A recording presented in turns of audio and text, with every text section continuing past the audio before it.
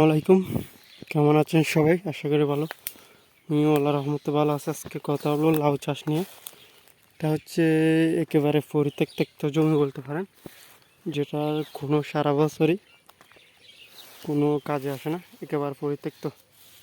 কী পরিমাণ জঙ্গল দেখেন। তো ভাবছি এটা পরিষ্কার করে দেখি এই বর্ষায় এটাতে লাউ চাষ করা যায় কিনা। একেবারে পেঁপে বাগানের পাশে। তো এগুলো আমার পুরাতন পেঁপের বাগান, যেটা এটা সামনে হচ্ছে, এটা একবার পরিত্যক্ত একটা জমি।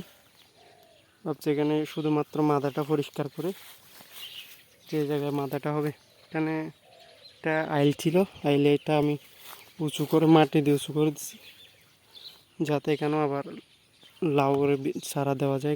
এখানে লাউ চারা দেবো, এখানে আরও সার দিয়ে পরে মালচিং পেপার বিছিয়ে দেবো।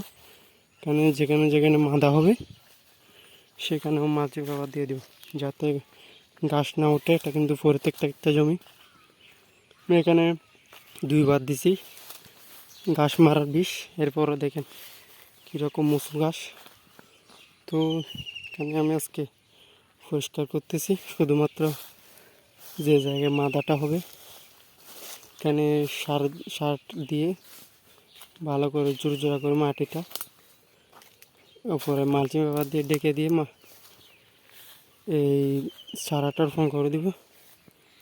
দেখেন এখানে কী পরিমাণ ঘাস। তো আপনাদের বাড়ির আশেপাশে এরকম পরিত্যক্ত জমি থাকলে আপনারা চাইলে এভাবে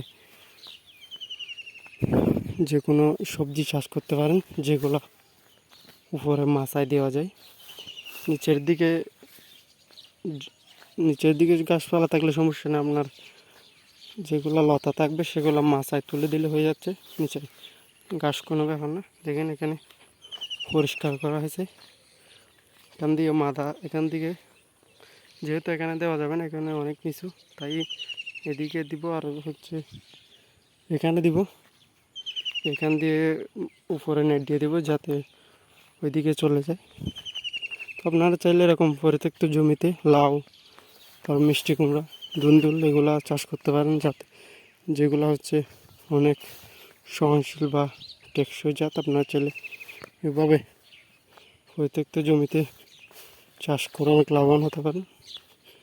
এখানে একেবারে দেখেন কী রকম জঙ্গল। এদিকে হচ্ছে আমার পেঁপের বাগান, ওইদিকে হচ্ছে কলার বাগান। মাছ দিয়ে এই জমিটা একেবারে কালে পড়ে থাকে সারা বছর। আর চাইলে এরকম যদি কালে পড়ে থাকে, আপনারা চাইলে ভাবে চাষ করে নিতে পারেন যে কোনো সবজি। আজকের ভিডিও আশা করে বুঝতে পারছেন। ইনশাআল্লাহ এটার আপডেট দিতে থাকবো। কমের জন্য পাশে থাকার জন্য ধন্যবাদ।